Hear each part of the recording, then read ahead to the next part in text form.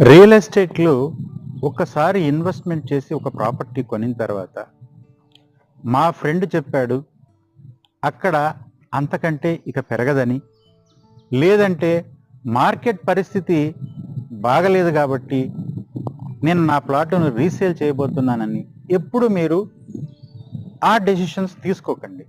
ఎందుకంటే ఒక ప్రాపర్టీని మీరు అమ్ముతున్నారంటే డెఫినెట్గా ఇంతకంటే మంచి ఆప్షన్ మీకు దొరికినప్పుడు డెఫినెట్గా ఆ ప్రాపర్టీని అమ్మండి.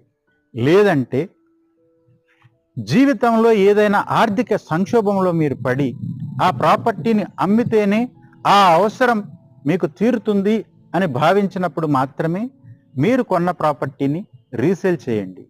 లేదంటే ఎప్పుడు కూడా షార్ట్ టర్మ్లో మీరు ఎగ్జిట్ అయ్యి ఎక్కువ ప్రాఫిట్ని ఆశించకుండా ఉంటే మీరు రియల్ ఎస్టేట్లో ఎక్కువ గెయిన్ చేయగలుగుతారు.